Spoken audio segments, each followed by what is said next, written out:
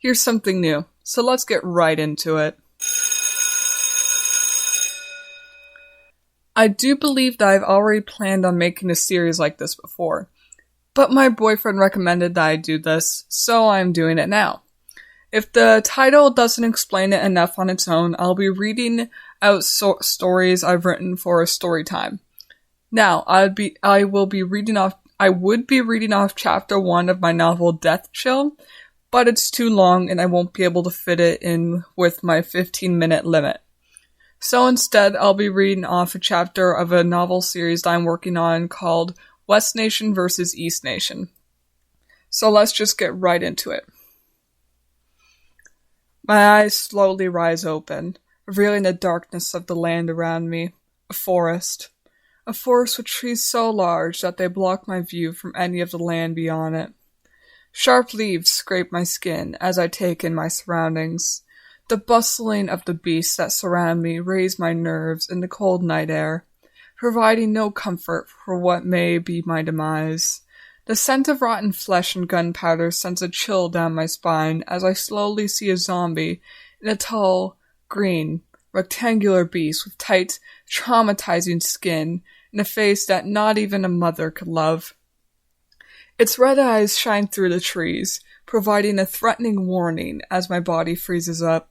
The skin around its mouth peels away, revealing sharp, broken teeth. My gaze lowers for a moment, showing that it has claw-like hands for feet. As they inch closer, the zombie lets out a blood-curdling moan, and the petrifying beast begins to hiss. Then my legs start to move all on their own, sprinting in the other direction as I let out silent cries of fear. A voice then speaks out of nowhere as I begin to climb a mountain in an attempt to get to safety. "Hey, you good out there?"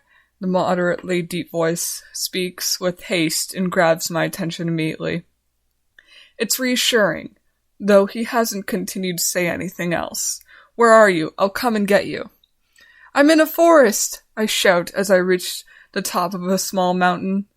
My hands are already bleeding from the rocks and dirt, but just as I thought I was safe, a skeleton creaks behind a tree, pointing a bow directly at my head. A spider as large as a third of my height soon follows too, jumping and swinging over to me on its webs. "Help!" "Don't worry, I'm almost there," the man assures me, sounding out of breath like he's been running for the past few minutes. My stomach rumbles, hunger taking over my system, though I feel as though I still have the energy to run. "Fuck, I need food," I mumble to myself as I dodge and weave the arrows of an increasing number of skeletons. "Don't worry, I have some potatoes on me," he assures me again. Then I hear footsteps, not the kind that could have been made by the beasts I have encountered so far, but by more of a large person. They stomp their feet and take deep, heavy breaths like they've been running for the past few minutes. "I see you!" I shout and begin to chase after them. The cold air blows past my face as I grow nearer to them. They stop in their tracks and begin to look around. "Really? Where?" I freeze, stone cold, as I take in their appearance. They are huge and skinny, most likely around 10 feet. Their skin is pitch black, and if it weren't for how close we were right now, I wouldn't have even been able to see him. He has no hair, only his skin surrounds his entire body. He turns around, revealing a light pink sclera and pink pupil and iris. His eyes light up my surroundings, glowing pink among the trees close enough to us. His clothes seem quite out of the usual compared to other people that tend to run through forests. He's wearing a black suit jacket with a white shirt and a purple tie.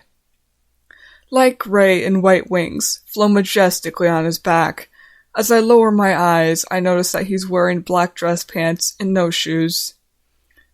"Oh, there you are," he smiles, revealing sharp, horrifying teeth. I haven't even noticed his mouth before. He then takes out a bow and points it. I duck out of the way and he hits a skeleton clean in the head, going through its skull and killing it instantly. The sound of the bones being shattered makes my stomach roll. We turn back to each other and he begins to pass me some baked potatoes, though I don't look away from his face as he does it. His face is square and eyes seem more and more hypnotizing as I continue to stare. The lack of a nose on his face seems to only add to the intimidation factor. Maybe he wears a suit to try and not seem like a threat.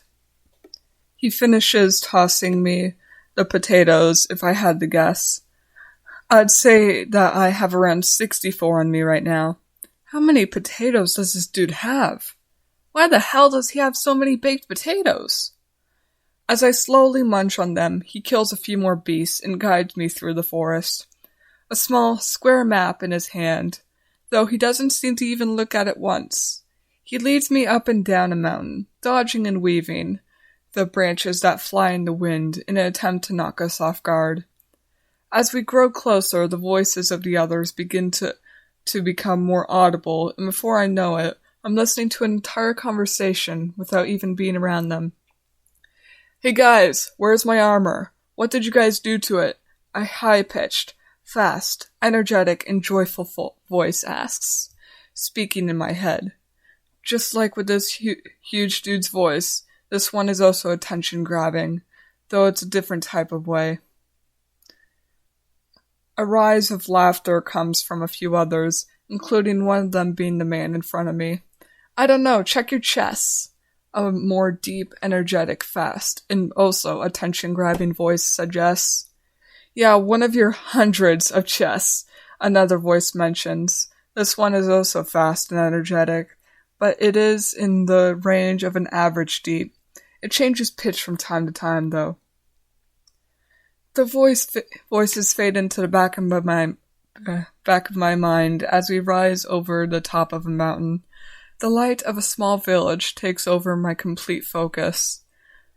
Beasts make their way to this man and I, and together we sprint away from them, descending the heights and barreling our asses to the light. As we grow closer, I begin to notice horses in a small, far stable. The temptation to steal and ride them around rises within me, but I force it back down. Later. We're here, the tall man mentions, as we reach the center of the village. He turns to face me. His pink, hypnotizing eyes look deep into mine. You good here? I nod and smile widely. Yeah, I'm good.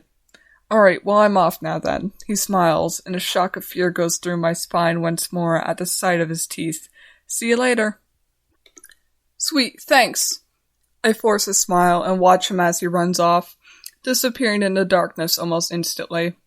As I go to turn around and enter the only house in this village, the unthinkable happens. A hissing appears out of nowhere, and before I could even completely turn around, I'm blown up. The feeling in my entire body completely disappears as I lose sense of my surroundings. The laughter I heard earlier soon arises once more, and I find myself back in the darkness of the forest. My legs start to move once again, following the same route that the man showed me. What happened? The man asks, speaking through his laughter. I got blown up, I shout, letting out a cry as a branch whacks my face. They all continue to laugh.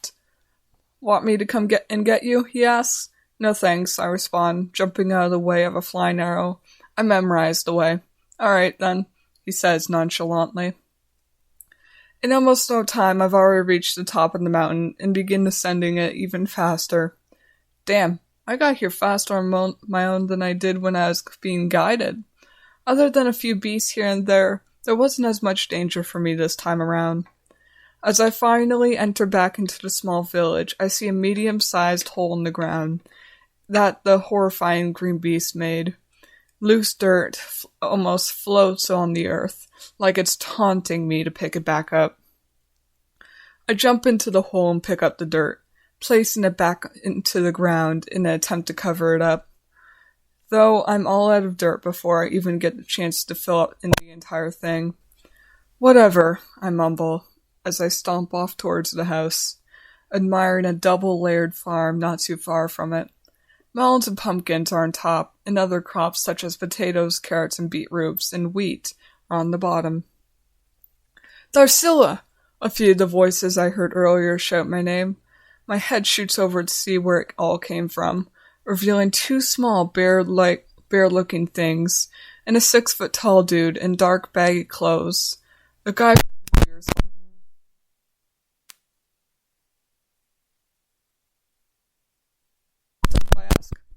watching as they all catch up to me.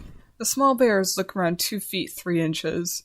They have light brown fur, and their entire eyes are dark brown. They both have a small round face, blank, deep, adorable eyes, a large fat bull nose, thick, long lips, and small furry ears. They also each have a small dirty brown leather blanket covering some of their head and body. Despite their adorable eyes, their bear-like faces are very ugly. Their bellies are round and healthy, the usual for animals, and their legs are small, thick, and extremely furry. Just like with the 10-foot-tall dude, these guys also don't wear shoes. Their small furry feet look clean and pristine, though. What nation are you part of? The small bear with an averagely deep voice asks, speeding through the words like a rap song. And I have greatly underestimated the length of the first chapter. It's around 2,000 words, so I thought it would be good, but apparently not. There'll be a part 2 next week anyway. So, that is 3/4 of chapter 1 of my new novel series, West Nation vs. East Nation. And just so you all know, you can read up on the first 10 chapters of the first novel on 4 websites. The websites being Inkitt, Quotev, Wattpad, and Webnovel. They will all be linked in the description, and you can also find them on my link tree at linktr.ee/Portia Aubrey. So, that will be the end of my first story time, and I hope you all have a great day. The Creative Writing Club Discord server is linked in the description. The Creative Writing Club Instagram is at creativewriting_club. My personal Instagram is at dark_night_wolves. Let's bring this meeting to an end.